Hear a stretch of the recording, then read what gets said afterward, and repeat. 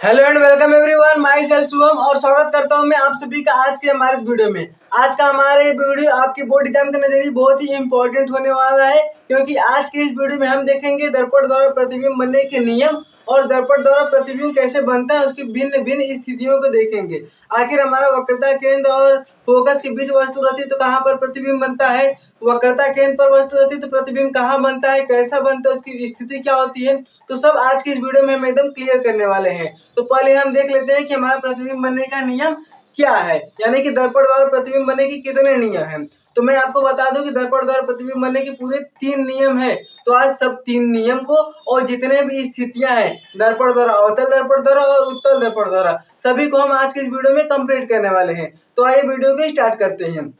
हमारा टॉपिक क्या है कि दर्पण द्वारा प्रतिबिंब बनने के नियम। तो हम आपको बता दें कि दर्पण द्वारा प्रतिबिंब कितने नियम से बनते हैं, 3 नियम से बनते हैं। तो हम पहला नियम देख लेते हैं। हमारा प्रथम नियम क्या है, लिखेंगे प्रथम नियम।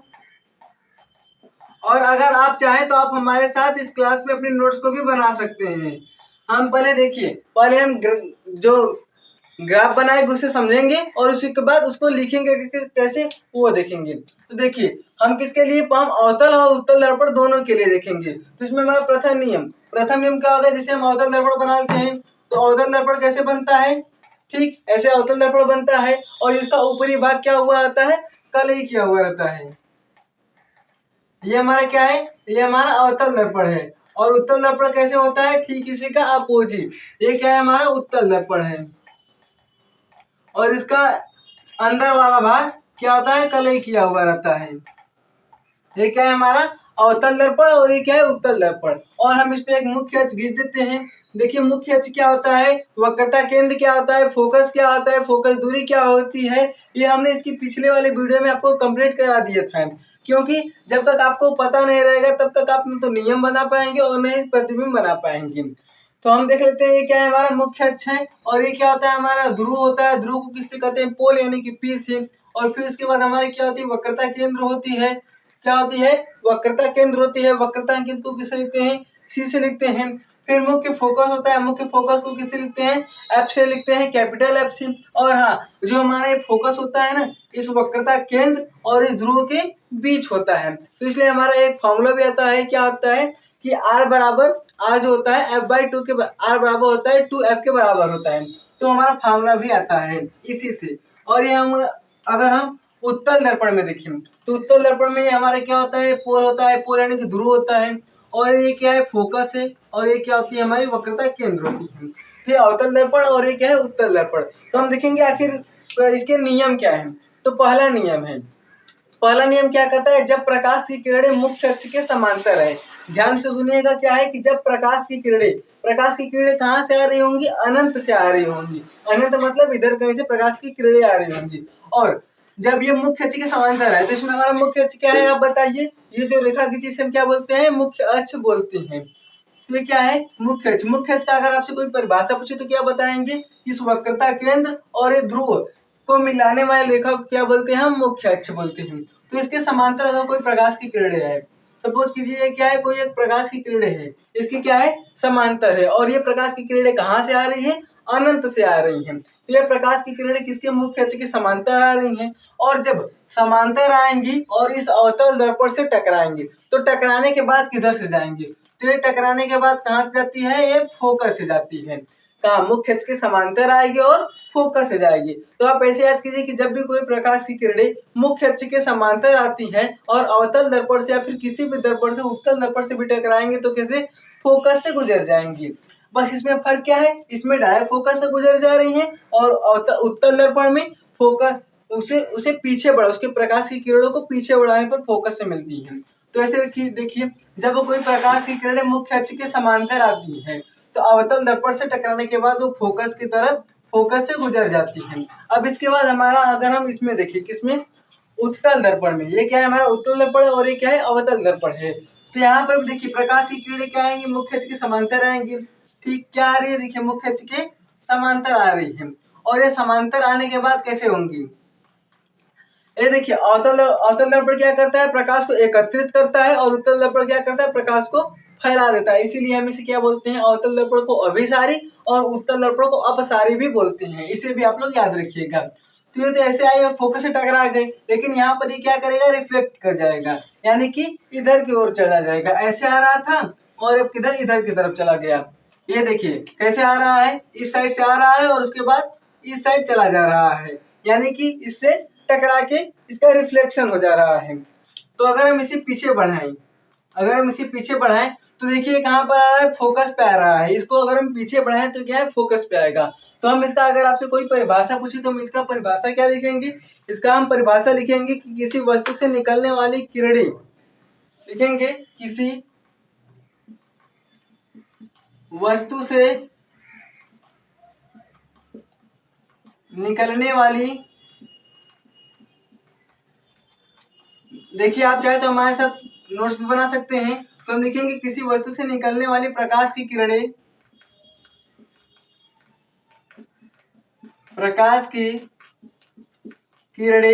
किसी वस्तु से निकलने वाली प्रकाश की किरणें दर्पण से, क्या है, दर्पण से, तो निकलने वाली प्रकाश की किरणें यदि मुख्य अक्ष के समांतर हों, यदि मुख्य अक्ष के समांतर हों, यदि वस्तु से निकलने वाली प्रकाश की किरणें मुख्य अक्ष के समांतर हो तो वह दर्पण से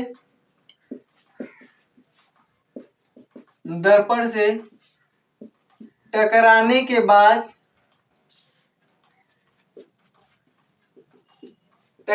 बाद मुख्य फोकस से गुजर जाती है। तो दर्पण से टकराने के बाद मुख्य फोकस से गुजर जाती है।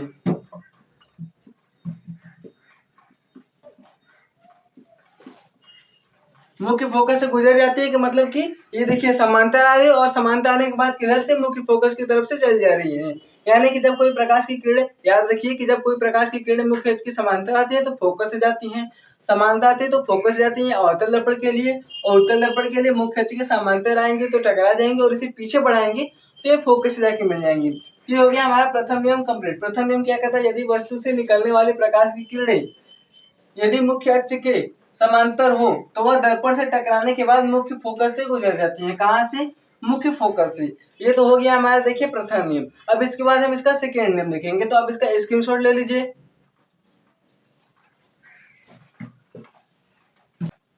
तो अब देखते हैं हम लोग अपना द्वितीय नियम। द्वितीय नियम क्या कहता है, अवतल दर्पण और उत्तल दर्पण के लिए। अवतल दर्पण का अगर हम देखें तो यदि कोई प्रकाश की किरणें फोकस से आ रही हो तो कैसे हो जाएंगी, दर्पण से टकराने के बाद समांतर हो जाती हैं। हमारा पहला नियम क्या था कि जब मुख्य अक्ष के समांतर कोई प्रकाश की किरण आ रही है तो फोकस से जाती थी। अब दूसरा नियम ठीक इसी का अपोजिट है, समांतर से फोकस जा रही थी, अब क्या होगी, फोकस से समांतर हो जाएंगी।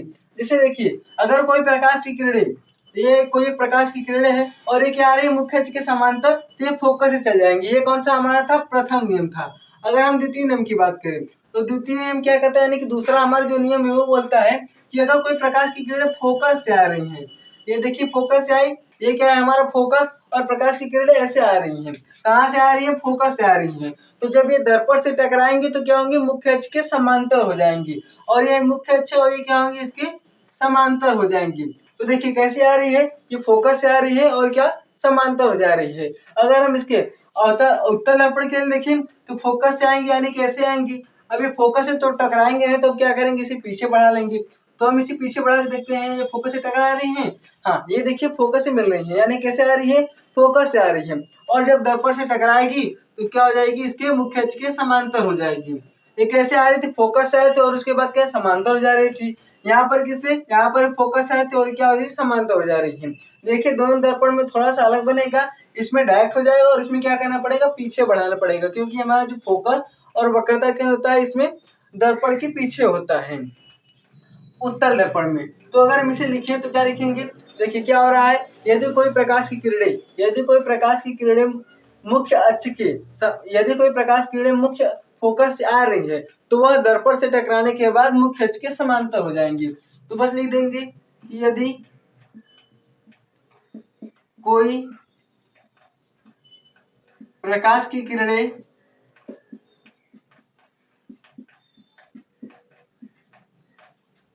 यदि कोई प्रकाश की किरणें मुख्य फोकस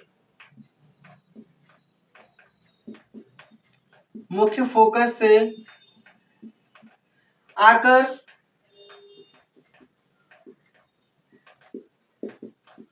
दर्पण पर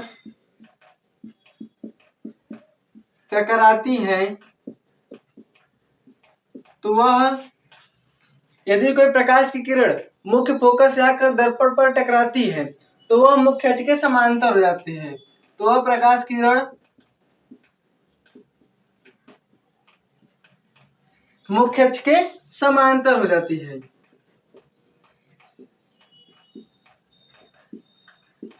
मुख्य अक्ष के समांतर हो जाती है। अब देखिए, जो हमारा पहला नियम और जो हमारा दूसरा नियम है ठीक एक दूसरे का अपोजिट है।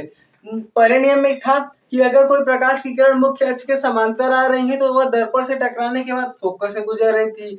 अब इसमें क्या है, अब हमारी प्रकाश की किरण कहाँ से आ रही, फोकस से आ रही है, और जब फोकस से आ रही है तो ये मुख्य अक्ष के समांतर हो जा रही है। समांतर आ रही तो फोकस से जाएगी, और जब फोकस से आएगी तो क्या समांतर हो जाएगी। और ये हमारा दूसरा नियम हो गया। दूसरा नियम में बस यही है कि फोकस से आएंगे और समांतर हो जाएंगे। पहले नियम में था कि समांतर से आएंगे फोकस हो जाएंगे। अब इसके बाद हम इसका तीसरा नियम देखेंगे। अब देखिए अपना तीसरा नियम क्या कहता है। अब क्या था, पहला हो गया दूसरा हो गया। पहले में क्या था कि समांतर से फोकस, फिर दूसरे में फोकस से समांतर। अब तीसरा नियम थोड़ा सा अलग है। तीसरा नियम क्या कहता है कि जब कोई प्रकाश की किरणें कहाँ से आए, वक्रता केंद्र से आए, यानी कि वक्रता केंद्र से आने वाली प्रकाश की किरणें, तो हम इसको वक्रता केंद्र से ले जाते हैं, ऐसे गया। अब इससे टकराने के बाद क्या होगा, जब कोई प्रकाश की किरणें वक्रता केंद्र से आएगी तो ये टकराने के बाद ना वापस उसी दिशा में लौट जाएंगी। कैसे, वक्रता केंद्र से आ रही थी और टकराने के बाद भी वापस उसी दिशा में लौट जाएंगी। तो ये हो गया हमारा अवतल दर्पण किरण। अगर हम उत्तल दर्पण किरण देखें तो देखिए, अगर हम इसके वक्रता केंद्र से लेके जाए तो ऐसे गया। अब हम इसे पीछे बढ़ा लेते हैं, तो इसको पीछे बढ़ाने पर देखिए वक्रता केंद्र से यहाँ पर टकराया, तो यानी कि यहाँ पर भी क्या होगा, ऐसे आया और इसे टकराने के बाद क्या होगा, वापस लौट जाएगा। तो अगर इसका हम परिभाषा लिखें, तीसरे नियम का परिभाषा लिखें, तो परिभाषा क्या लिखेंगे कि वक्रता केंद्र से आने वाली प्रकाश की किरणें परावर्तन के फलस्वरूप उसी दिशा में लौट जाती है। ठीक है, क्या हो रहा है कि वक्रता केंद्र से आ रहा है तो वक्रता केंद्र से आने वाली प्रकाश की किरणें परावर्तन के फलस्वरूप उसी दिशा में लौट जाता है। तो हम लिखेंगे वक्रता केंद्र से आने वाली प्रकाश की किरणें, वक्रता केंद्र से आने वाली प्रकाश की किरणें परावर्तन के फलस्वरूप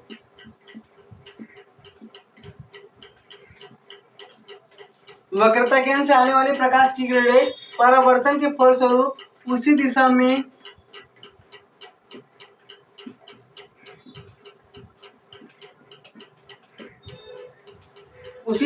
लौट जाती हैं।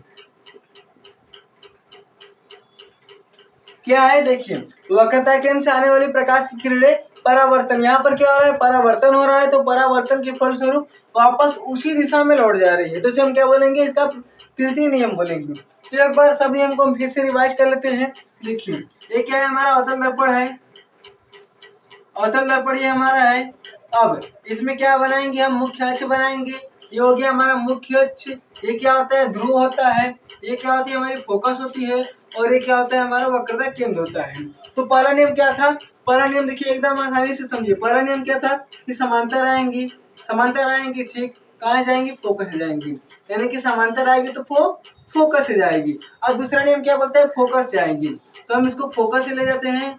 ये फोकस से गई और ये दर्पण से टकराने के बाद क्या हो रही है, समांतर हो जा रही है। क्या है, समांतर आएगी फोकस जाएगी, फोकस से आएगी समांतर हो जाएगी। और तीसरा नियम एकदम अलग है। तीसरा नियम क्या कहता है, वक्रता केंद्र से आएगी तो वापस लौट जाएगी, यानी कि इधर से आएगी और वापस इसी पे लौट जाएगी। फिर से समझिए, समांतर आएगी फोकस से जाएगी, फोकस से आएगी समांतर हो जाएगी, वक्रता केंद्र से आएगी तो वापस लौट जाएगी। क्या आएगी? समांतर आएगी फोकस, समांतर आएगी फोकस से जाएगी, फोकस से आएगी समांतर हो जाएगी, वक्रता केंद्र से आएगी और वापस लौट जाएगी। ये था हमारा अवतल दर्पण के लिए तीनों नियम। अगर उत्तल दर्पण में देखें तो इसमें भी कुछ ऐसा ही है। ये हो गया हमारा, क्या हो गया? हमारा उत्तल दर्पण हो गया। अब इसमें हम तीनों नियम को देखेंगे। ये हमारा फोकस हो गया और ये वक्रता केंद्र हो गया। इसमें भी अगर समांतर आएगी तो क्या हो जाएगी? फोकस, फोकस से जाएगी तो हम इसको क्या करेंगे? पीछे बढ़ा लेंगे। अब उसके बाद देखिए, ये समांतर से आएगी, फोकस जाएगी। अब ये फोकस से यही किरण फोकस से आएंगे तो क्या होगी? समांतर हो जाएगी, यानी फोकस आएगी क्या? समांतर हो जाएगी। इसको भी पीछे बढ़ा लेंगे तो फोकस पर मिलेगी। और तीसरा नियम क्या कहता है कि वक्रता केंद्र से आएगी, किधर से? वक्रता केंद्र से आएगी तो वापस लौट जाएगी। और यहाँ पर क्या होगा? पीछे बढ़ा लेंगे। ठीक है, तीनों नियम क्लियर हो गया। पहला नियम क्या है? समांतर आएगी, फोकस से जाएगी, फोकस से आएगी समांतर हो जाएगी और वक्रता केंद्र से आएगी तो वापस उसी में लौट जाएगी। तो ये देखिए हमारे तीनों नियम क्या हो गया? कंप्लीट हो गया। अब इसके बाद देखेंगे क्या कि भिन्न भिन्न स्थितियों में दर्पण द्वारा प्रतिबिंब कैसे बनता है। तो आप इसका स्क्रीनशॉट ले लीजिए। तो अब हम लोग देखते हैं कि अवतल दर्पण द्वारा प्रतिबिंब का बनना। आखिर इसके लिए अवतल दर्पण द्वारा प्रतिबिंब कैसे बनेगा और इसकी कितने स्थिति होते हैं। स्थिति का मतलब क्या होता है कि हम प्रतिबिंब को कहाँ पर रखेंगे। तो इसके लिए पूरे 6 स्थिति होते हैं। आप लोग याद कर लीजिए कि अवतल दर्पण द्वारा प्रतिबिंब बनने के लिए पूरे 6 स्थिति होते हैं। तो पहले एक बार हम नॉर्मल देख रहे हैं कि कैसे बनेगा, फिर उसके बाद हम इसकी सभी स्थिति को डिटेल बाय डिटेल देखेंगे। तो अगर देखिए हम यहाँ पर बना लेते हैं। पहले देखिए ऐसे है, ये हमारे क्या है? अवतल दर्पण है। ये क्या है? हमारा अवतल दर्पण है। अभी हम अवतल दर्पण के लिए देखेंगे, फिर इसके बाद हम उत्तल दर्पण के लिए देखेंगे। तो ये अवतल दर्पण है और उसमें ये हमारा क्या है? मुख्य अक्ष है। ये क्या है? ध्रुव होता है। और ये क्या होती है हमारी? ये हमारी फोकस होती है। और ये क्या होती है? वक्रता केंद्र होती है। तो इसमें हम पहले सभी स्थितियों को देख लेंगे, 6 स्थितियों को एक बार देख लेंगे। पहला स्थिति क्या होता है कि जब हमारी वस्तु कहाँ पर हो? अनंत पर हो। ये हमारी वो स्थिति 1 है। दूसरा स्थिति क्या होता है कि जब हमारी वस्तु अनंत और वक्रता केंद्र के बीच हो, तो ये हमारी होगा स्थिति नंबर 2। ये 1 है और एक है 2 है। तीसरा स्थिति क्या बोलते हैं कि जब हमारी वस्तु कहाँ पर हो? वक्रता केंद्र पर हो। कहाँ पर? हमारी वस्तु वक्रता केंद्र पर हो। उसके बाद क्या है कि हमारी वस्तु वक्रता केंद्र और फोकस के बीच हो। कहाँ पर हो? वक्रता केंद्र और फोकस के बीच हो। फिर उसके बाद वस्तु कहाँ पर आ जाएगी? फोकस पर आ जाएगी वस्तु। ये हमारी 5वीं स्थिति है। अब इसके बाद क्या होता है कि जब हमारी वस्तु फोकस और ध्रुव के बीच हो, यानी कहाँ हो? फोकस और ध्रुव के बीच हो। और ये हो गया 6वीं स्थिति। यानी कि सब स्थिति पहला हमारा प्रतिबिंब का पहले हमारा प्रतिबिंब रहेगा अनंत पर, फिर उसके बाद कहाँ आएगा? थोड़ा सा और इसके पास आएगा तो वक्रता केंद्र और अनंत के बीच रहेगा। फिर वक्रता केंद्र पर रहेगा, फिर वक्रता केंद्र और फोकस के बीच रहेगा, फिर फोकस पर रहेगा, फिर उसके बाद फोकस और वक्रता केंद्र के बीच रहेगा। तब हमारा प्रतिबिंब कैसे बनेगा वो देखिए। पहला है कि जब हमारा प्रतिबिंब कहाँ हो? जब हमारी वस्तु कहाँ हो? फोकस पर, तब इसका प्रतिबिंब यहीं पर बनेगा। कहाँ पर? फोकस पर ही इसका प्रतिबिंब बनेगा। कहाँ पर बनेगा? फोकस पर बनेगा इसका प्रतिबिंब। यानी क्या हो? जब हमारी वस्तु अनंत पर होगी तब इसका प्रतिबिंब फोकस पर बनेगा। वास्तविक, उल्टा, छोटा, बड़ा क्या होता है ये भी हम आपको बताएंगे, लेकिन जब एक एक करके बताएंगे तब बताएंगे। अभी देख लीजिए बस प्रतिबिंब कहाँ, वस्तु कहाँ पर थी और प्रतिबिंब कहाँ पर बनता है। तो क्या है कि देखिए जब अनंत पर हो तब फोकस पर बनेगा। अब उसके बाद जब इसके थोड़ा सा पास लाए, कहाँ पर लाए हम? वक्रता केंद्र और अनंत के बीच लाए हैं, तब हमारा प्रतिबिंब कहाँ बनेगा? तब हमारा प्रतिबिंब बनेगा यहाँ पर, वक्रता केंद्र और फोकस के बीच बनेगा। जैसे सपोज कीजिए कि यहाँ पर बनेगा। और हाँ, ये वस्तु से छोटा रहेगा। क्या रहेगा? वस्तु से छोटा रहेगा। तो जब हमारा वस्तु कहाँ हो? अनंत और वक्रता केंद्र के बीच हो, तब प्रतिबिंब कहाँ पर बनेगा? तब प्रतिबिंब बनेगा फोकस और वक्रता केंद्र के बीच में। अब हमारी तीसरा स्थिति क्या कहती है? ये स्थिति देखिए इंपॉर्टेंट है और इसमें से कोई ना कोई दो तो आपको जरूर आएगा। तो तीसरे में क्या है? जब हमारी वस्तु वक्रता केंद्र पर हो तब हमारा प्रतिबिंब कहाँ बनेगा? तो हमारा प्रतिबिंब यही वक्रता केंद्र पर ही बनेगा। और हाँ, ये वास्तविक, उल्टा और वस्तु के बराबर आकार का बनेगा। यानी कि जब हमारी प्रतिबिंब और जब हमारी वस्तु कहाँ पर? वक्रता केंद्र पर हो, तो जितनी बड़ी रहेगी उतनी बड़ा हमारा प्रतिबिंब ही बनेगा। अब उसके बाद चौथी स्थिति क्या बोलती है कि जब हमारी वस्तु कहाँ पर हो? वक्रता केंद्र और फोकस के बीच हो, तब हमारा प्रतिबिंब कहाँ पर बनेगा? तो हमारा प्रतिबिंब बनेगा यहाँ पर। कहाँ पर? वक्रता केंद्र और अनंत के बीच बनेगा। वस्तु वक्रता केंद्र और फोकस के बीच, और प्रतिबिंब देखिए वक्रता केंद्र और अनंत के बीच। और उसके बाद क्या है पांचवा, जब हमारी वस्तु फोकस पर हो तो हमारा प्रतिबिंब यहाँ कहीं अनंत पर बनेगा।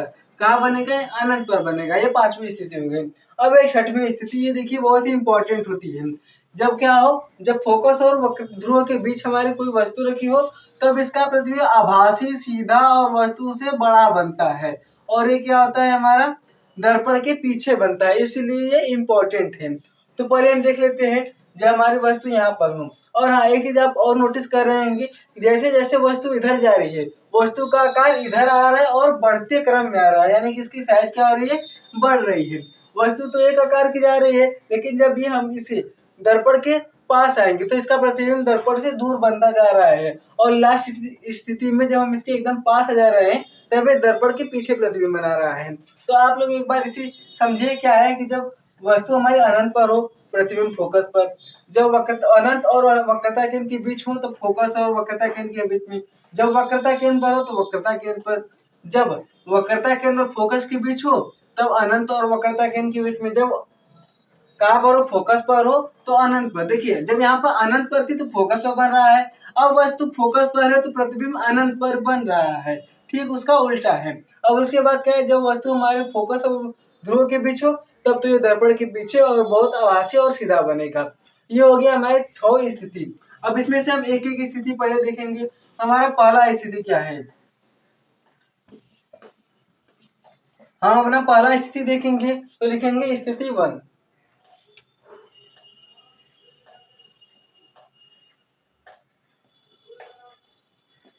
इसमें देखिए हम बनाते हैं, यहाँ पर दर्पण बनाते हैं, ये हमारा दर्पण हो गया। ये कौन सा दर्पण है, अभी देखिए हम अवतल दर्पण के लिए देख रहे हैं, फिर उसके बाद हम उत्तल दर्पण के लिए देखेंगे। तो ये स्थिति 1 हो गया, और यहाँ पर हम स्थिति 2, और ये हो गया हमारा स्थिति 3। तो हम इसको क्या कर लेते हैं, कलई कर लेते हैं, और ये इसके लिए भी लिख लेते हैं यहाँ पर स्थिति 2, और ये हमारी क्या है, स्थिति 3। यानी कि पहले, दूसरे और तीसरे स्थिति के लिए हम देख लेते हैं। तो हमारे पास अवतल दर्पण है तो इसका ध्रुव होता है ये फोकस, और ये क्या होती है हमारी वक्रता केंद्र। ऐसे भी इसमें भी देख लेते हैं, ध्रुव और ये फोकस और ये वक्रता केंद्र। और हाँ, आप लोग एक चीज याद रखिएगा, जो हमारा फोकस होता है वो वक्रता केंद्र और ध्रुव के बीच होता है। क्या होता है, वक्रता केंद्र और ध्रुव के बीच होता है। ऐसे तीसरे में भी हम लोग देख लेते हैं। तीसरा क्या है हमारा, ये ध्रुव हो गया, ये फोकस हो गया, और ये क्या है, वक्रता केंद्र हो गया। ठीक, तो जो हमारा पहला स्थिति में हमारा कहाँ वस्तु था, वस्तु हमारी अनंत पर थी, यानी कि बहुत दूर थी। तो हम मानते हैं कि यहाँ पर हमारी कोई एक वस्तु है, यहाँ पर हमारी क्या है, कोई वस्तु है। अब इसमें से प्रकाश की किरण जाएंगी, तो हम ये देखिए, जब भी हम प्रतिबिंब बनाते हैं तो हमें कम से कम 2 नियम लागू करना बहुत जरूरी होता है। तो हम इसमें 2 नियम लगाएंगे, और जो नियम होते हैं ना वही नियम से हमारा प्रतिबिंब बनेगा। तो पहला नियम हमारा क्या था कि जब कोई प्रकाश की किरण मुख्य अक्ष के समांतर आती है तो फोकस से जाती है। तो हम यहाँ से देखिए मुख्य अक्ष के समांतर कोई प्रकाश की किरण लाएंगे और ये दर्पण से टकराएंगे, कहाँ जाएगी, फोकस से जाएगी। ये मानते हैं हमारा क्या है, फोकस है। यहाँ पर हमारा फोकस है तो कहाँ जाए, देखिए समांतर है और फोकस जाए। अगर ठीक हम इसी प्रकार नीचे से भी देखें, अगर नीचे से अगर कोई देखे तो समांतर है और कहाँ जा रही है, फोकस जा रही है। देखिए अभी एक नियम हुआ, और एक नियम क्या होता है, जब हमारे प्रकाश की किरण वक्रता केंद्र से आए, कहाँ से, वक्रता केंद्र से आए, तो ऐसे आया और वापस इसी माध्यम में लौट गया। देखिए कोई लोग क्या करते हैं कि सिर्फ इतना बताते हैं कि प्रकाश की किरण ऐसे आ रही है और इससे चली जा रही है, तो समांतर आ रही है, फोकस चली जा रही है, और फिर क्या, फोकस आ रही है समांतर से, तो समांतर आ रही है और फोकस चली जा रही है। लेकिन ऐसा नहीं है। या फिर आप इसमें ये नियम भी लगा सकते हैं कि देखिए समांतर आ रही है, फोकस से जा रही है, ये हो गया हमारा एक नियम। और दूसरा नियम क्या होगा, दूसरा नियम देखिए फोकस से आ रही है और क्या हो जा रही है, समांतर हो जा रही है। तो इसमें हमारा 2 नियम लगा, हाँ ठीक है, हमारा 2 नियम लग गया। फिर से एक बार समझ लीजिएगा, इसको हटा देते हैं, फिर से एक बार इसको थोड़ा सा अलग से समझिए। जैसे देखिए वो हमारा क्या है, दर्पण है, और प्रकाश की किरण क्या है, फोकस ऐसे समांतर आ रही है तो फोकस जा रही है, हमारा फोकस है, और ये वक्रता केंद्र है, और ये क्या है, ध्रुव है। समांतर आ रही फोकस से जा रही है। अब उसके बाद क्या है, कैसे फोकस से आ रही है और उसके बाद समांतर हो जा रही है। ये फोकस से आ रही है और क्या समांतर हो जा रही है। फोकस से आ रही है क्या है, समांतर हो जाए। तो इसमें 2 नियम लगे प्रतिबिंब बनाने के, 2 नियम लगे और प्रतिबिंब देखिए बन कर रहा है। और हाँ, आप एक चीज नोटिस कीजिएगा कि जब जो हमारा प्रतिबिंब बनेगा, वो दोनों परावर्तन के बाद जहाँ पर टकराएंगे वहीं पर हमारा प्रतिबिंब बनेगा। तो देखिए ये कहाँ पर टकरा रही है, यहाँ पर फोकस पर टकरा रही है। कहाँ पर टकरा रही है, फोकस पर टकरा रही है। फोकस पर टकरा रही है दोनों, तो हमारा जो प्रतिबिंब बनेगा ना वो फोकस पर बनेगा। इसके लिए एक और नियम है, जो तो हमारा प्रथम नियम हो गया। अब हम इसमें दूसरा नियम भी देख लेते हैं। अगर हम इसमें दूसरा नियम देखें, वैसे आप दोनों में से कोई एक ही कीजिएगा जो आपको अच्छा लगे। तो ये देखिए ये हमारा दर्पण हो गया, और हाँ ये हमारा फोकस हो गया, और ये वक्रता केंद्र हो गया, और ध्रुव हो गया। तो हम इसके लिए अगर दूसरा नियम देखें, दूसरा नियम क्या कहेंगे, जैसे हम मानते हैं कि कोई हमारी प्रकाश की किरण कहाँ से आ रही है, फोकस से आ रही है। ऐसे फोकस से आ रही है, और फोकस आने के बाद क्या हो जाएगी, समांतर हो जाएगी। नियम याद रखिएगा, नियम क्या कहता है कि जब समांतर आएगी फोकस जाएगी, फोकस आएगी समांतर हो जाएगी, और वक्रता केंद्र से आएगी तो सीधे लौट जाएगी। तो ये किरण हमारे फोकस से आ गई। अब इसके बाद हम दूसरा नियम इसमें लगाए। तो दूसरा नियम क्या करें, वक्रता केंद्र से कोई प्रकाश की किरण आ रहे हैं, और हाँ देखिए क्या समांतर आ रही है। ये मुख्य अक्ष के समांतर होनी चाहिए, लेकिन क्या करिए देखिए ये फोकस आ रही है, समांतर जा रही है, और वक्रता केंद्र से आ रही है, और फिर वापस लौट जा रही है। तो इसके बाद देखिए दोनों कहाँ पर मिल रही है, यहाँ पर मिल रही हैं। दोनों आपस में किरणें कहाँ पर मिल रही हैं, इस बिंदु पर मिल रही हैं। तो हम क्या कहेंगे, ये हमारा प्रतिबिंब बन गया। और प्रतिबिंब कहाँ पर बना है, फोकस पर ही बना है। तो ये हो गया हमारा प्रतिबिंब बनना। तो फोकस जो हमारी प्रकाश की किरण होती है उससे फोकस से कैसे प्रतिबिंब बनता है। तो अगर हम इसके लिए स्थिति लिखें, तो स्थिति का मतलब क्या होता है, हमारी वस्तु कहाँ पर है, और उसके बाद क्या होता है, स्थिति होती है, फिर उसके बाद प्रतिबिंब की स्थिति। हमारी वस्तु की स्थिति है, तो हम इसे ओ स्थिति लिख देते हैं। इसके ओ स्थिति, ओ का स्थिति यानी कि ऑब्जेक्ट की स्थिति, और उसके बाद प्रतिबिंब की स्थिति, तो हम इसे आई का स्थिति लिख देते हैं। और इसकी प्रकृति लिख देंगे, प्रकृति यानी कि हमारी प्रतिबिंब कैसी बनी है। देखिए क्या है, ओ का स्थिति यानी कि ऑब्जेक्ट हमारा कहाँ है, तो ऑब्जेक्ट देखिए हमारा यहाँ पर है यानी कि अनंत पर है। तो हम क्या लिखेंगे यहाँ पर, अनंत। फिर उसके बाद क्या लिखेंगे, आई का स्थिति यानी कि हमारी इमेज यानी कि प्रतिबिंब कहाँ पर, प्रतिबिंब देखिए यहाँ पर बना है फोकस पर, तो लिख देंगे फोकस। अब उसके बाद क्या है, प्रकृति यानी कि हमारी जो वस्तु है वो कैसा है। तो देखिए एक चीज आप लोग याद रखिएगा कि जो हमारा प्रतिबिंब होता है, जो अवतल दर्पण में प्रतिबिंब बनता है, तो सभी प्रतिबिंब वास्तविक और वास्तविक जो होता है वो उल्टा होता है। वे हमने आपको वहां पर बताया, जब वास्तविक और आभासी प्रतिबिंब में अंतर बताया था, तो ये बताया था कि जो हमारी वास्तविक होती है वो हमेशा उल्टा होती है। जो हमारा वास्तविक प्रतिबिंब बनेगा वो कैसा बनेगा, उल्टा बनेगा। ठीक है, देखिए वास्तविक है तो लिखेंगे इसकी प्रतिबिंब वास्तविक, और उसके बाद क्या लिखेंगे, उल्टा लिखेंगे। प्रतिबिंब देखिए हमारा क्या है, वास्तविक है, उल्टा है, और वस्तु से आकार का छोटा। देखिए वस्तु हमारा इतना बड़ा, प्रतिबिंब का आकार इतना सा भी नहीं है। तो लिखेंगे वास्तविक, उल्टा और वस्तु से छोटा, वास्तविक, उल्टा और वस्तु से छोटा। ये हो गया हमारा प्रथम स्थिति। अब देखते हैं हम द्वितीय स्थिति। एक बार तीनों देख लेते हैं, फिर उसके बाद इसको रिवाइज कर लेंगे। तो हमारा जो द्वितीय स्थिति वो क्या कहती है कि हमारी वस्तु कहाँ पर होगी। अब याद कीजिए, हमने इसीलिए हमने आपको पहले बता दिया कि जो हमारी वस्तु होगी वो कहाँ पर होगी। अब हमारी वस्तु होगी यहाँ पर, वक्रता केंद्र और अनंत के बीच होगी। तो अब इसके लिए हम क्या करेंगे, इसके लिए हम पहले अपनी एक प्रकाश की किरणें ले जाते हैं, कहाँ पर, समांतर ले जाते हैं। ये देखिए समांतर आ रही है। और अब बताइए आप लोग कि जब मुख्य अक्ष के समांतर कोई प्रकाश की किरण आ रही है तो दर्पण से टकराने के बाद कहाँ जाएगी, कहाँ जाएगी भाई, तो जाएगी फोकस जाएगी। तो मुख्य अक्ष के समांतर आएगी तो फोकस से जाएगी। ठीक है, क्लियर है, ओके। क्या आ रही है, मुख्य अक्ष के समांतर तो फोकस जा रही है। अब उसके बाद हम इसका तीसरा नियम अगर इसमें लगा दें, कि हमारी वस्तु है और क्या करें हम इसमें से वक्रता केंद्र से, मान लीजिए यहाँ पर हमारा वक्रता केंद्र है, तो इससे अगर हम कोई प्रकाश की किरण भेजें, तो ये हमारे देखिए आपस में यहाँ पर मिलेगा। इसको हम इसके आधे पॉइंट पर रखते हैं, ये फोकस हो गया, और प्रकाश की किरण ऐसे आएगी और ये दोनों आपस में एक बिंदु पर मिल जाएंगी। याद रखिएगा कि जहाँ पर मिलता है वहीं पर हमारा प्रतिबिंब बनता है।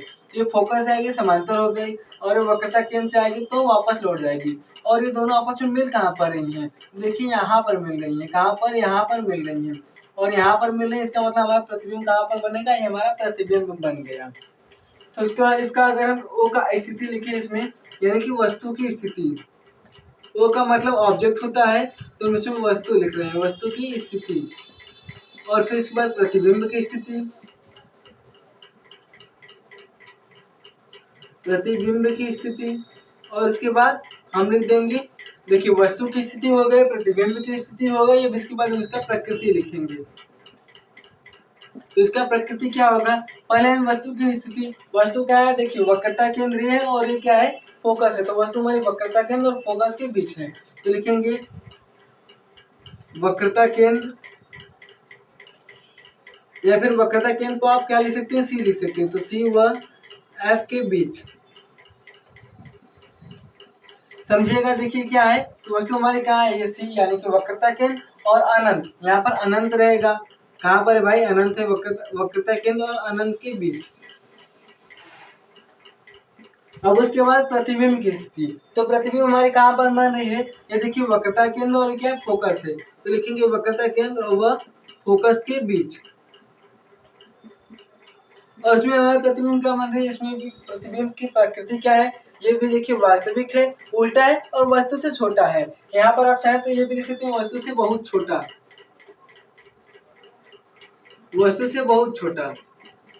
क्योंकि देखिए यहाँ पर इतना छोटा है और यहाँ पर बहुत छोटा है। ये इतनी सा अनंत पर हमारी वस्तु है तो चाहे जितनी भी बड़ी हो सकती है। और इसका प्रतिबिंब कैसा बन रहा है? एकदम इतू सा, एकदम छोटा सा बन रहा है। तो इसका हम लिख देंगे कि बहुत छोटा। और इसमें लिखेंगे तो देखिए वस्तु है और इससे छोटा हमारा प्रतिबिंब बन रहा है, हम लिख देंगे कि वास्तविक उल्टा, और लिखेंगे वस्तु से छोटा। अब उसके बाद हम इसके तीसरे स्थिति को देखते हैं। तीसरा स्थिति में हमारा फोकस और वक्रता केंद्र होगा। तो ये मानते हैं हमारा क्या फोकस है और ये क्या है? वक्रता केंद्र है। अब तीसरी स्थिति में हमारी जो वस्तु होती है वो कहाँ पर होती है? वक्रता केंद्र पर ही होती है। ये फोकस हो गया, ये फोकस हो गया और ये क्या हो गया? हमारा वक्रता केंद्र हो गया। जो हमारी वस्तु बनेगी कहाँ बनेगी? वस्तु हमारी वक्रता केंद्र पर रहेगी और इसका प्रतिबिंब भी वक्रता केंद्र पर ही बनेगा। तो हम यहाँ पर कोई एक वस्तु रख लेते हैं, ये हमारी वस्तु हो गई। अब हम क्या करेंगे? मुख्य अक्ष के समांतर प्रकाश की किरण ले जाएंगे और जब मुख्य अक्ष के समांतर कोई प्रकाश की किरण आती है तो क्या फोकस हो जाती है। एक आपको देखिए, जब तक आपको सारे नियम नहीं पता रहेंगे ना तब तक आप प्रतिबिंब बना ही नहीं पाएंगे। तो इसलिए पहले हमने आपको नियम ही बता दिया है। तो देखिए क्या आ रही है? मुख्य अक्ष के समांतर आ रही है और क्या फोकस से जा रही है। अब इसके बाद हम क्या करेंगे? इसमें हम क्या करेंगे? देखिए इसमें अगर हम फोकस से कोई प्रकाश की किरण गुजारे, इसमें हम क्या करेंगे? फोकस से कोई प्रकाश की किरण गुजारे तो फोकस से गई और ये वापस आ किससे? यहाँ पर टकरा रही है। कैसे हो रही है? देखिए वक्रता, यहाँ पर फोकस जा रही है और यहाँ आकर टकरा रही है और दोनों आपस में कहाँ पर मिल रही है? यहाँ पर मिल रही है। तो इसका मतलब ये हमारा प्रतिबिंब बन गया। ये हमारी वस्तु और ये क्या है? उसका प्रतिबिंब है। ये कैसे गई? समांतर गई और उसके बाद क्या हो गई? समांतर जाने वाले प्रकाश की फोकस से आ रही है और फोकस से जाने वाले प्रकाश की क्या हो जा रही है? समांतर हो जा रही है। तो ये हमारा तीसरा नियम हो गया। अब उसके बाद देखिए हम इसकी वस्तु की स्थिति, प्रतिबिंब की स्थिति और प्रकृति लिख लेते हैं। तो वस्तु की स्थिति, वस्तु की स्थिति देखिए वही है। तो पहले हम क्या लिखेंगे? वस्तु की स्थिति। वस्तु हमारी कहाँ पर है? वक्रता केंद्र पर, वक्रता केंद्र। दूसरा क्या है हमारा? देखिए प्रतिबिंब की स्थिति, प्रतिबिंब हमारी वक्रता केंद्र पर ही बन रही है। तो लिखेंगे वक्रता केंद्र। और इसकी प्रकृति क्या होगी? तो ये देखिए वास्तविक है और वास्तविक के साथ याद रखिएगा हमेशा कि वास्तविक के साथ क्या होता है? उल्टा होता है।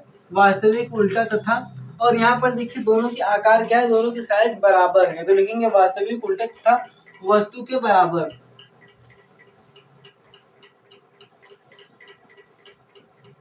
वस्तु के बराबर। ये हमारा 3 नियम कंप्लीट हो गया। एक बार फिर से तीनों नियम को देख लेते हैं। पहला नियम में हमारा क्या था कि हमारे प्रकाश की किरण मुख्य अक्ष के समांतर रही और टकराने के बाद फोकस जा रहे थे। दूसरा नियम, हमें इसमें दूसरा नियम क्या लगाया है कि फोकस आ रही है और क्या समानता हो जा रही है। ये हो गया हमारा पहला स्थिति और उसमें हमारा प्रतिबिंब कहाँ पर देखिए वस्तु अनंत पर है, तो वस्तु की स्थिति क्या पर फोकस पर है और प्रकृति इसका कैसा है वास्तविक उल्टा वस्तु से बहुत छोटा। अब इसके बाद दूसरा में क्या है कि मुख्य अक्ष के समांतर वस्तु हमारी कहाँ पर देखिए सी और अनंत के बीच यानी कि वक्रता केंद्र और अनंत के बीच है। तो मुख्य अक्ष के समांतर आने वाले प्रकाश की किरण फोकस जा रही है। फिर इसके बाद क्या है कि फोकस आ रही है समांतर हो जा रही है। फिर उसके बाद देखिए इसका वास्तविक उल्टा और वस्तु से छोटा प्रतिबिंब बन रहा है। तीसरी स्थिति की बात करें देखिए ये समांतर आ रही है फोकस से जा रही है, फिर फोकस आ रही है समांतर जा रही है और ये आपस में यहाँ पर मिल रही है। और जब यहाँ पर मिल तो वक्रता केंद्र और इसकी वस्तु कहाँ पर है वस्तु भी वक्रता केंद्र पर है और इसका प्रतिबिंब भी वक्रता केंद्र पर ही है। और जो हमारा प्रतिबिंब बना है वो वास्तविक उल्टा तथा वस्तु के बराबर आकार का बना है। तो आई होप कि आप लोग को तीनों नियम समझ में आ गए होंगे। आप लोग इसका स्क्रीनशॉट लीजिए और उसके बाद हम इसके और 3 नियम को देखेंगे। तो अब हम लोग देखते हैं अपना 3 और जो बचा हुआ था स्थिति उसे देख लेते हैं, चौथा, पांचवा और छठवां वाला। तो इसमें क्या है इसमें भी हम देखते हैं कि आखिर प्रतिबिंब कैसे बनेगा। तो देखिए हमारा 3 तक हो गया था, कहाँ तक हो गया तो वक्रता केंद्र तक हो गया था। अब इसके बाद हम जो देखेंगे उसमें हमारी वस्तु कहाँ पर होगी इस वक्रता केंद्र और फोकस के मध्य हमारी वस्तु होगी। तो हम यहाँ पर अपना एक वस्तु रख लेते हैं। अब हम क्या करेंगे इसमें वो 3 नियम लगाएंगे। तो हम क्या करते हैं पहले प्रकाश की किरण इसके समांतर भेजते हैं। देखिए आप तीनों देखेंगे जो 6 देखेंगे ना उसमें पहले प्रकाश की किरण समांतर ही आ रही है। तो इसके समांतर आएगी तो कहाँ जाएगी ये फोकस से जाएगी। इसको थोड़ा सा और बढ़ा देते हैं। फिर उसके बाद क्या करेगी ये प्रकाश की किरण कहाँ से आएगी फोकस से आएगी। तो हम इसमें फोकस से करते हैं और इसे आने के बाद कहाँ पर जा रही है देखिए ऐसे जा रही है।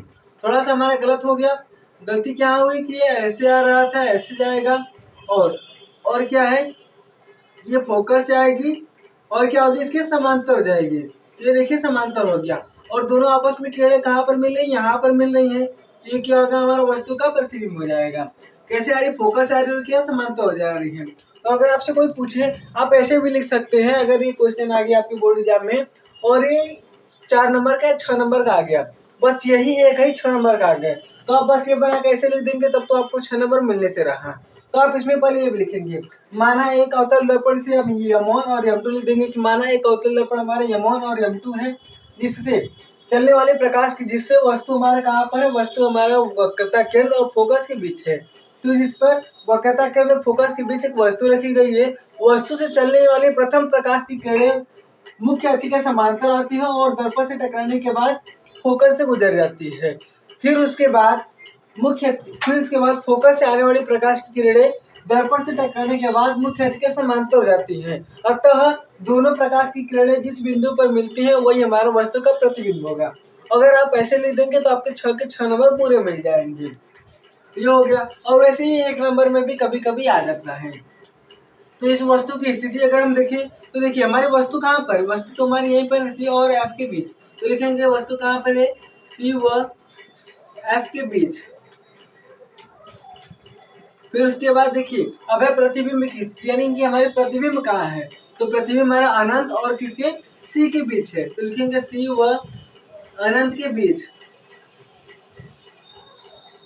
और प्रकृति क्या है तो देखिए वास्तविक है। वास्तविक क्या होता है उल्टा होता है। वास्तविक हमेशा उल्टा होता है और वास्तविक हमेशा दर्पण के साइड बनता है। जैसे देखिए दर्पण इसके तरफ बन रहा है और आभासी क्या होता है दर्पण के पीछे बने इसका हम सिर्फ आभास कर सके तो ये हमारा आभास होता है। तो ये क्या हो गया वास्तविक लिखेंगे वास्तविक उल्टा।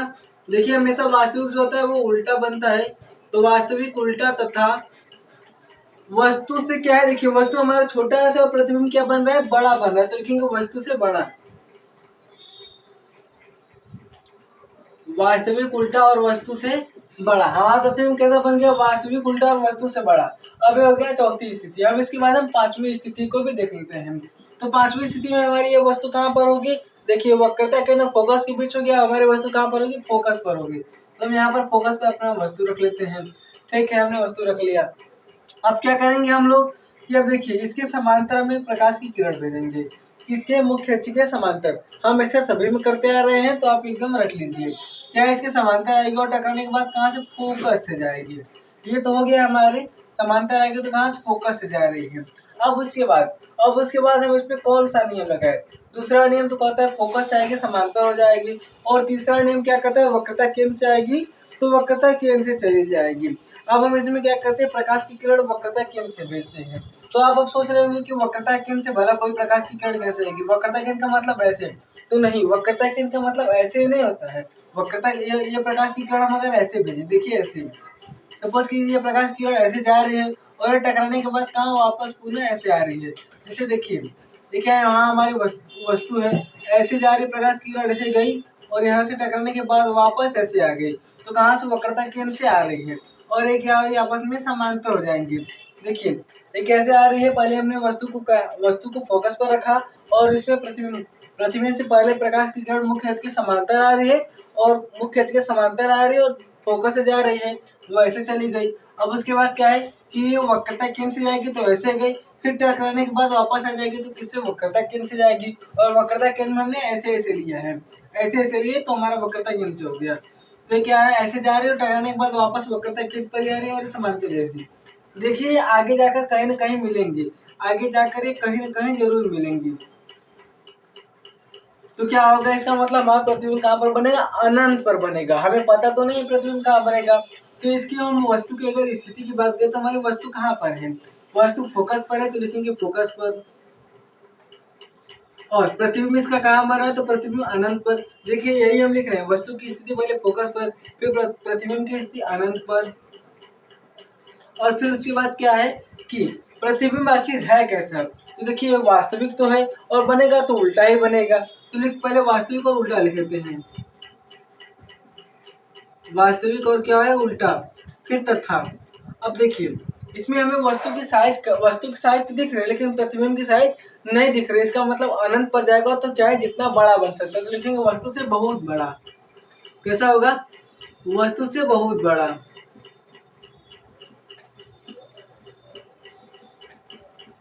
ये हो गया, देखिए चौथा भी हो गया, पांचवा भी हो गया। और हमारा छठवां जो है वो थोड़ा सा अलग है। अब इसमें हमारा जो प्रतिबिंब बनेगा ना, वो दर्पण के पीछे बनेगा, तो हम इसे भी थोड़ा सा और इधर बना लेते हैं। ये हो गया हमारा प्रतिबिंब। कौन सा प्रतिबिंब है भाई, ये हमारा अवतल दर्पण है। ये P हो गया और ये F हो गया और ये क्या हो गया, C हो गया, यानी कि ध्रुव, फोकस और वक्रता केंद्र, ये प्रतिबिंब था। तो अगर हम इसमें देखें, अब हमारे वस्तु कहाँ पर होगी, तो वस्तु तो हमारी यहाँ पर होगी कि फोकस और ध्रुव के बीच में कोई वस्तु होगी। कहाँ पर होगी, फोकस और ध्रुव के बीच में, तो ये हमारी क्या होगी, वस्तु हो गई। अब हम क्या करेंगे इसमें कि हम मुख्य अक्ष के समांतर अगर कोई प्रकाश की किरण भेजे, इसके मुख्य अक्ष के समांतर, तो देखिए मुख्य अक्ष के समांतर प्रकाश की किरण गई, ऐसे गई, ठीक। अब टकराएगी तो कहाँ आ जाएगी, टकराएगी तो फोकस ही जाएगी, तो हम क्या करेंगे, इसको फोकस पे ले जाएंगे। अब उसके बाद क्या करेंगे, हम वक्रता केंद्र से देखें, तो वक्रता केंद्र से ऐसे जाएगी, वक्रता केंद्र से ऐसे प्रकाश किरण गई और वापस ऐसे आ गई। थोड़ा सा और बड़ा बनाकर देखिए, तो ऐसे देखिए, समझने का कोशिश कीजिएगा। इसमें हमारा क्या हो गया, ये हमारा F हो गया और ये क्या हो गया, C हो गया। यहाँ पर हमारी एक कोई वस्तु रखी है, ये कोई वस्तु रखी है, अगर हम इसके समांतर ऐसे भेजें तो ये जाने के बाद कहाँ जाएगी, ऐसे फोकस चली जाएगी। फिर उसके बाद हम यहाँ पर देखिए, यानी देखिए ऐसे गया और ऐसे हो गया। फिर अगर हम ऐसे देखें तो क्या है, ऐसे जा रहा है और वापस इसी माध्यम में आ रहा है, ऐसे गया और वापस ऐसे, ये इधर टकरा के जाएगा, और इधर आ रहा है तो ये देखिए इधर क्या फैल जा रहा है, ऐसे गया वक्रता केंद्र से गया, ऐसे गया और टकराने के बाद वक्रता केंद्र पर वापस आ गया। इसमें हमने पहला और तीसरा नियम लगाया है, और दोनों को हम अगर पीछे बढ़ाएं, देखिए हम क्या करें, दोनों को पीछे बढ़ा रहे हैं, तो पीछे बढ़ा रहे पर यहाँ पर मिल रहा है, यानी कि वस्तु का प्रतिबिंब हमारा कहाँ पर बनेगा, दर्पण के पीछे बनेगा।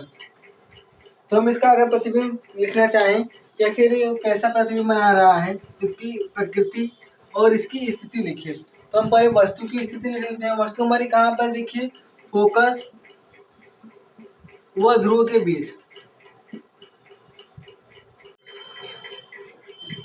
तो देखिए हम इसमें देख लेते हैं कि हमारा जो वस्तु की स्थिति है, वस्तु की स्थिति क्या है, इसमें देखिए वस्तु हमारी कहाँ पर, फोकस पर है,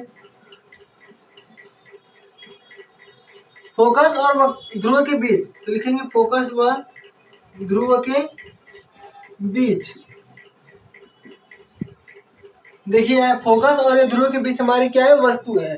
अब उसके बाद देखते हैं कि इसका प्रतिबिंब की स्थिति क्या है। तो दर्पण के पीछे प्रतिबिंब, देखिए दर्पण के पीछे बन रहा है, तो लिखेंगे दर्पण के पीछे। अब उसके बाद हमारे लास्ट जो है प्रकृति। अगर हम इसमें प्रकृति की बात करें तो प्रकृति क्या है, देखिए प्रकृति, ये देखिए जब सीधा प्रतिबिंब बने, जब प्रतिबिंब सीधा बने तो ये दर्पण के पीछे बन रहा है, क्या है, आभासी है। इसका मतलब दर्पण के पीछे बन रहा है आभासी, हम इसका सिर्फ आभास कर सकते हैं। तो आभासी और क्या है, सीधा है। देखिए आप लोग, सीधा है तथा वस्तु से बहुत बड़ा है। वस्तु से क्या है, बड़ा है, लिख देंगे कि वस्तु से बड़ा। ये हो गया। अब एक बार फिर से हम इस तीनों स्थिति जो हम तीन देख रहे थे, उसके बाद जो चौथा पांचवा छठवां एक बार फिर से समझ लेते हैं। क्या था कि हमारी स्थिति चार में क्या बोल रहा था कि हमारी वस्तु कहाँ पर हो, ध्रुव और वक्रता के, ध्रुव और फोकस के बीच हो। तो हमारी समानता में प्रकाश किरण फोकस जाएगी और फिर फोकस से समानता हो जाएगी, और यहाँ कहाँ पर मिल रही है, वक्रता केंद्र और अनंत के बीच मिल रही है। तो हमने वस्तु की स्थिति का लिखा सी और एफ के बीच, और इस प्रतिबिंब की स्थिति शिव आनंद के बीच, और वास्तविक उल्टा तथा वस्तु से बड़ा क्या है, प्रकृति है। अब उसके बाद हम देखें स्थिति पाँच क्या कह रहा है कि हमारी वस्तु कहाँ पर है, वस्तु हमारी फोकस पर रखी है और इसका प्रतिबिंब अनंत पर बन रहा है। ये समांतर गई और फोकस चली गई, फिर यहाँ पर वक्रता केंद्र से गई और वैसे ही वापस उसी दिशा में चली गई। ये फोकस से अनंत है और इसका प्रतिबिंब कैसा बन रहा है, वास्तविक उल्टा और वस्तु से बहुत बड़ा बन रहा है। कैसा, बहुत बड़ा बन रहा है।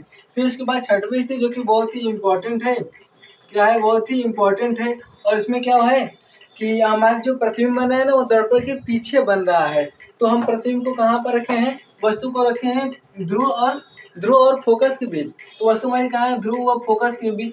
और इसका जो प्रतिबिंब बन रहा है, तो हमने क्या किया, समांतर जाने वाली प्रकाश किरण फोकस से जा रही है और वक्रता केंद्र से जाने वाली किरण किधर जा रही है, वक्रता केंद्र से वापस लौट जा रही है। ये ऐसा तो आगे जाकर देखिए फैल रहा है, आगे आएगा तो ऐसे फैलेगा। इसको हम पीछे मिला रहे हैं, कहाँ पीछे मिला रहे हैं, तो पीछे मिलने पर क्या हो गए हैं, दर्पण के पीछे इसका प्रतिबिंब बन रहा है। और कैसा है, ये देखिए आभासी है और ये सीधा है, हम इसका सिर्फ आभास कर सकते हैं। ये आभासी, सीधा और वस्तु से बड़ा है। तो ये हो गई हमारे साथ 6 स्थिति हो गई और नियम हो गया। तो आप लोग इसका स्क्रीनशॉट ले लीजिए। फिर हमारा एक और टॉपिक बचा है, हम उसे भी क्लियर कर लेंगे। वो कौन सा टॉपिक है कि उत्तल दर्पण द्वारा प्रतिबिंब बनने के लिए, उसमें केवल 2 स्थिति है। तो आप लोग इसका स्क्रीनशॉट ले लीजिए। तो अब हम लोग देखते हैं उत्तल दर्पण द्वारा प्रतिबिंब का बनना। उत्तल दर्पण, देखिए हमने अवतल दर्पण तो देख लिया और उसके नियम देखा पहले। फिर हमने देखा कि अवतल दर्पण द्वारा प्रतिबिंब कैसे बनता है, तो हमने देख लिया। अब हम देखेंगे कि आखिर उत्तल दर्पण द्वारा प्रतिबिंब कैसे बनता है। तो इसके नियम देख लेंगे। और इसमें देखिए 2 स्थिति बस होती है। 2 ही क्यों होती है, क्योंकि देखिए हम वस्तु हमेशा इधर दर्पण के पीछे ही रखते हैं, मतलब इसे बाएं तरफ ही हमेशा दर्पण रखते हैं। तो अगर हम यहाँ पर दर्पण रखें तो एक तो हमारा क्या, कहाँ पर हो जाएगा, एक हमारा हो जाएगा अनंत पर। कहाँ पर हो जाएगा, अनंत पर हो जाएगा। और एक अनंत और ध्रुव के बीच होगा, यानी यहाँ पर इसके बीच में कहीं भी आप रखें। तो इसके लिए हमारे 2 नियम होता है, 2 इसके लिए स्थिति होती है। तो हम पहले स्थिति के लिए देख लेते हैं, जो हमारा दर्पण का प्रतिबिंब बनेगा वो कैसे बनेगा, किसमें, उत्तल दर्पण में। तो देखिए हम क्या करेंगे, तीनों नियम हमने पढ़ा इसे, ठीक। तो तीनों नियम लगाएंगे, तीनों नियम नहीं, बस कोई 2 नियम लगाएंगे। इसमें क्या करेंगे, हम एक प्रकाश की किरण अगर हम इसके मुख्य अक्ष के समांतर भेज दें, क्या करें, मुख्य अक्ष के समांतर प्रकाश की किरण भेज दें, तो ये देखिए ये प्रकाश की किरण किसके मुख्य अक्ष के समांतर आ रही है, तो टकराने के बाद क्या होगी, रिफ्लेक्शन हो जाएगी। तो क्या होगा, ये तो इधर से आया और टकरा के वापस चला गया, यानी कैसे जा रहा था और टकरा के पीछे चल गया। तो हम क्या करेंगे, इसे पीछे बढ़ाएंगे, और इसे जब पीछे बढ़ाएंगे तो ऐसे यहाँ पर आके ये मिल गया, और इसको अगर हम मिलाएं तो ये आके फोकस मिल गया। अब देखिए दोनों किरण कहाँ पर मिले, फोकस में मिल रही हैं। इसका मतलब हमारा प्रतिबिंब कहाँ पर बनेगा, फोकस में बनेगा। एकदम देखिए सिंपल सा है, क्या है कि प्रकाश की किरण आ रही है और टकरा के उधर चल जा रही है। जब हम इसे पीछे बढ़ा रहे हैं, यहाँ कहाँ पर मिले, फोकस में मिल रही है। इसका मतलब हमारा प्रतिबिंब कहाँ पर बनेगा, फोकस पर बनेगा। हम इसको लिख लेते हैं कि हमारी वस्तु की स्थिति क्या होगी, अनंत पर। वस्तु हमारा कहाँ है, देखिए अनंत पर है, और जो प्रतिबिंब की स्थिति वो कहाँ पर है, फोकस पर।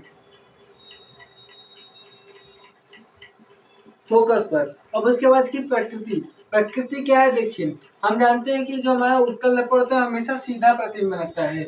जो उत्तल दर्पण होता है वो हमेशा सीधा प्रतिबिंब बनाता है, और सीधा जब बनता है तो आभासी बनता है। तो हम लिखेंगे कि आभासी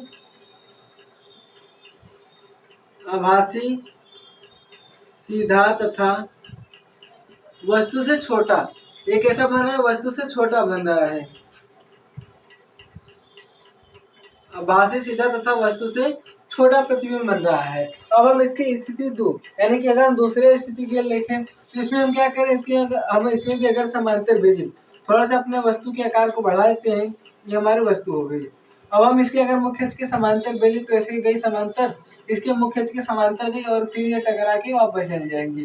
तो अगर हम इसको पीछे बढ़ाएंगे तो कहाँ पर? फोकस पर आके मिल रही है, यानी कैसे गई? समांतर गई और टकरा कर कहाँ पर? इसके पीछे चल जा रही है।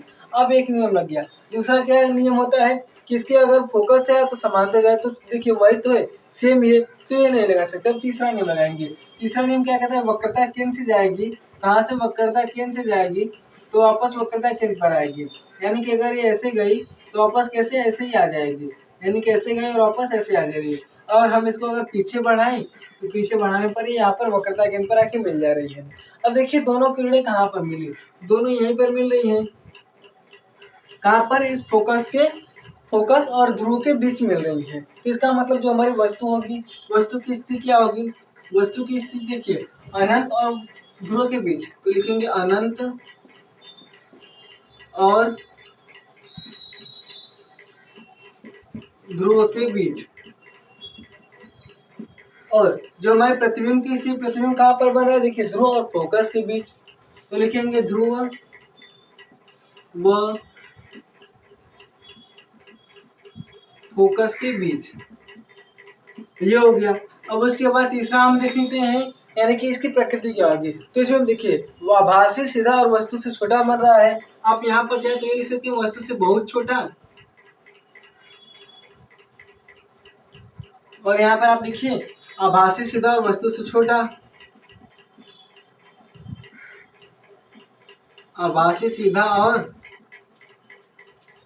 वस्तु से छोटा। आभासी सीधा और वस्तु से छोटा हमारा प्रतिबिंब बन गया। ये देखिए हमारा उत्तल दर्पण का हो गया। एक बार फिर से समझ लीजिए, इसके लिए दो स्थिति होती है। पहला क्या होता है कि हमारी वस्तु अनंत पर हो, और अनंत पर होगी तो इसका प्रतिबिंब कहाँ पर बनेगा? फोकस पर बनेगा। कैसा बनेगा? तो आभासी सीधा और वस्तु से छोटा बनेगा। ये होगी हमारी प्रथम स्थिति। और दूसरी स्थिति की बात करें तो दूसरा क्या है? हमारी वस्तु अनंत और ध्रुव के बीच में था, तो हमारा प्रतिबिंब कैसा कहाँ पर बना? ध्रुव और फोकस के बीच पर बना। देखिए ध्रुव और फोकस के बीच बना। कैसा बना? आभासी सीधा और वस्तु से छोटा बना। इसमें वस्तु से बहुत छोटा है, बिंदु के आकार का, और यहाँ पर वस्तु से थोड़ा सा, मतलब वस्तु से थोड़ा सा ही छोटा है। ये हो गया हमारा इसके लिए उत्तल दर्पण के दोनों स्थिति हो गए। तो आप इसका स्क्रीनशॉट ले लीजिए।